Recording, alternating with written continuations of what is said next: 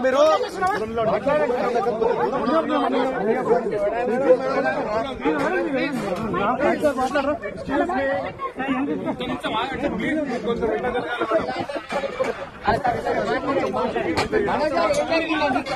చెప్పండి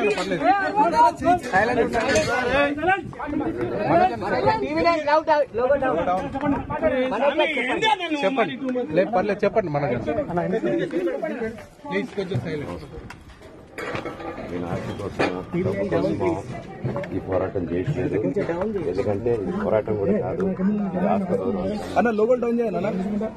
పిల్లల సేఫ్టీకి సంబంధించి ఇది నాతో ఒక మగాడిగా నాతో డైరెక్ట్ గా వచ్చి నాతో ఏం చేసినా నా భార్య వీడియో షూట్ చేయడం, నన్ను కుట్టేయడానికి, నా 7 నెలల పాపని ఇంక్లూడ్ చేయడం, నా బిడ్డలు ఇంట్లో ఉండగానే అలా బిహేవ్ చేయడం కాదు.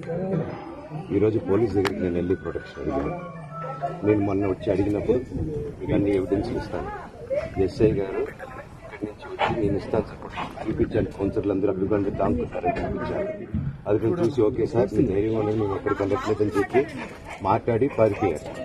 ఇప్పుడు కానిస్టేబుల్స్ వచ్చి అందరూ నా మనుషులందరినీ భయపించి ఇప్పుడు వాళ్ళ పేర్లు తీసుకుని బెదరగొట్టి మా మనుషులను పంపించేసి వేరే బాడీ గార్డ్ లోపలికి పంపించున్నారు సార్. ఏం జరిగిందండి అసలు? గొడవలు ఎందుకు జరిగాయి? డిపార్ట్మెంట్ ఎందుకు వన్ సైడ్ తీసుకుంటున్నారు? కంప్లైంట్ తీసుకున్న తర్వాత వాళ్ళకి ఏ అధికారం ఉంది?